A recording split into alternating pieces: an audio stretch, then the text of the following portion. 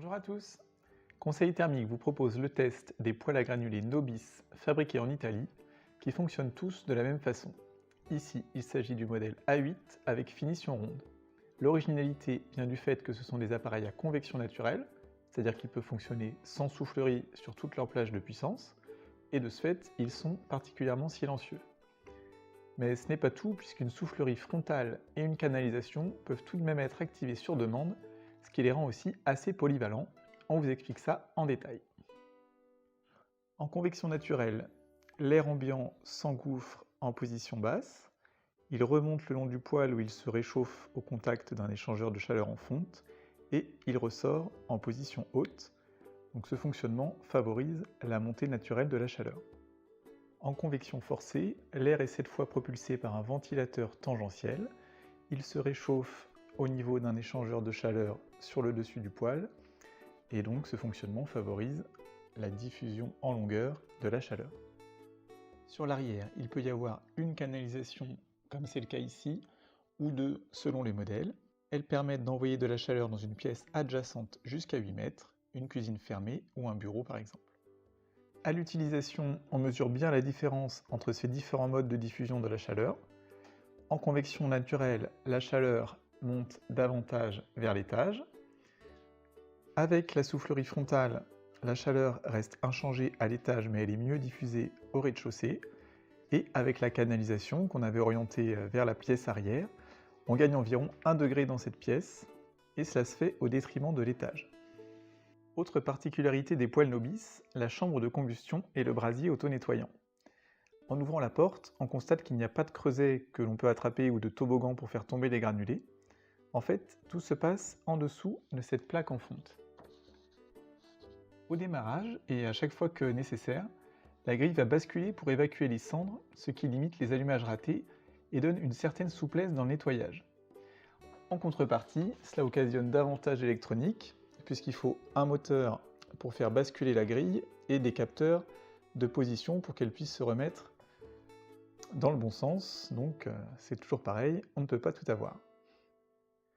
On remarque aussi deux tubes d'arrivée d'air qui ont pour fonction de nettoyer la vitre, donc ils arrivent au niveau de cette grille-là, et d'ailleurs on voit bien en regardant la vitre que la partie haute est un petit peu plus propre, ainsi que toute la partie qui est balayée en premier, et au fur et à mesure, la vitre va s'opacifier, mais ce système-là permet d'espacer les entretiens.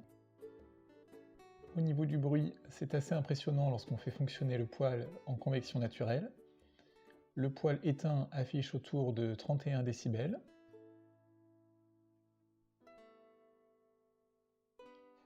Et à pleine puissance, donc sans la ventilation en convection naturelle, on est à peine au-dessus.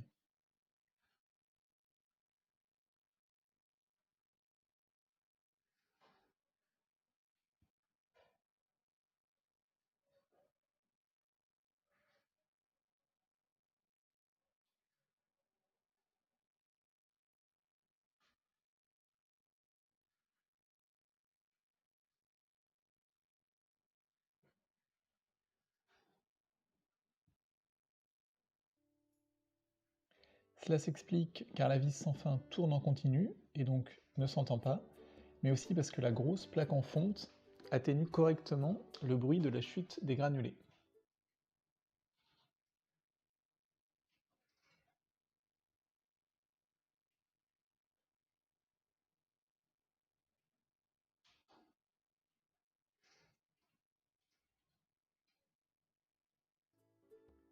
Avec la ventilation et la canalisation d'activer, le bruit est forcément plus important, mais il faut retenir que vous pouvez gérer ces ventilations comme vous voulez. Chacune d'elles se règle selon 7 vitesses et peuvent s'éteindre totalement. Donc c'est vraiment vous qui choisissez le niveau sonore qui vous convient, et c'est assez rarement le cas sur les poêles à granulés. L'extinction est aussi plutôt silencieuse, ce qui fait que le niveau sonore est une vraie réussite dans son ensemble. Au niveau des interfaces, le poêle se pilote par une télécommande qui joue aussi le rôle de thermostat. Les touches sont bien identifiées, mais il faut un temps d'apprentissage pour apprivoiser toutes les subtilités du logiciel.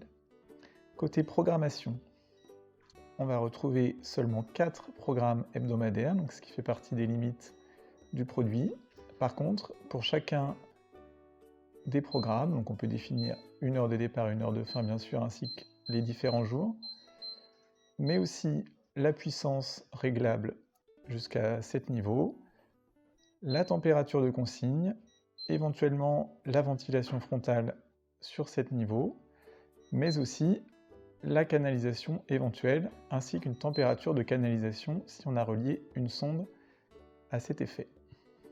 Pour le pilotage à distance, vous avez le choix entre un thermostat connecté externe qui peut se raccorder directement à l'arrière sur un petit bornier prévu, soit d'opter pour le Wi-Fi constructeur qui se connecte sur le panneau d'urgence. Dans les deux cas, il faut compter environ 150 €.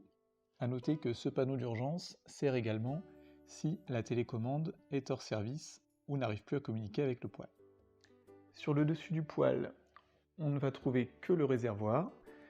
Ici, il fait 15 kg au lieu des 19 kg de d'habitude puisqu'on a un raccordement des fumées sur le dessus qui prend un petit peu de place. Alors, ce réservoir constitue le point faible de l'appareil. D'une part, l'ouverture ici n'est pas très large. Ensuite, on ne peut le recharger qu'une fois éteint car comme il est étanche, il ne peut pas prendre de l'air plus d'1 minute dans la maison. On voit bien ici qu'il y a un contacteur de porte qui alerte si la trémie s'ouvre. Ensuite, pendant le chargement, on risque de faire tomber des granulés en dessous le poêle et de les coincer par cet orifice-là. Et sur le devant, on peut faire tomber des granulés entre les grilles au niveau de l'échangeur de chaleur en fonte, ce qui oblige à retirer tout le top pour les enlever, ce qui n'est pas très pratique. Donc en résumé, il vaudra mieux prendre une petite pelle pour recharger sa trémie régulièrement plutôt que d'essayer de recharger au sac, ce qui n'est pas possible. Côté design, le poêle est très bien fini et surtout très massif. L'appareil fait plus de 150 kg, donc ça se voit que la qualité matérielle est de très bonne facture. Et le raccordement sur le dessus, ainsi que l'absence de panneau de commande et le fait que la grille de ventilation soit masquée devant, ajoute du cachet à l'appareil. Sur cet appareil, la structure est carrée, mais l'habillage est rond, ce qui fait qu'on va avoir une double vitre. Une vitre plate côté intérieur qui assure l'étanchéité de la chambre de combustion et une vitre à l'extérieur qui est courbe. Donc ce système fait que le rayonnement est assez coupé en façade. C'est un petit peu dommage parce qu'à l'intérieur on a des plaques en vermiculite très épaisses qui renvoient très bien la chaleur. Donc si vous voulez un rayonnement qui est un peu plus intense, il faudra vous orienter vers un appareil plat, du coup qui n'a qu'une seule vitre. La flamme se caractérise quant à elle par une forme assez cylindrique. Sa hauteur varie selon la puissance du poêle. À puissance 1, elle dépassera parfois à peine du socle, tandis qu'elle sera bien visible dès la puissance 3. Côté tarif, les poêles à granulés Nobis sont distribués chez les revendeurs spécialisés et sont éligibles aux aides financières. Ils coûtent entre 3 000 et 4 000 € hors taxes selon les options choisies. C'est un prix plutôt moyen compte tenu des prestations proposées. En résumé, les poêles à granulés Nobis se distinguent en proposant un niveau sonore et une diffusion de la chaleur à la carte. On apprécie principalement le confort acoustique, la polyvalence dans la diffusion de la chaleur, la qualité de fabrication et le brasier auto-nettoyant. On regrette en revanche le réservoir peu pratique, le rayonnement limité en façade pour les appareils qui ont 2 vitres, un logiciel complet mais un peu long à prendre en main. Voilà, en espérant que vous y voyez plus clair, rendez-vous sur notre site Conseil Thermique pour plus d'infos, le lien est dans la description. À bientôt!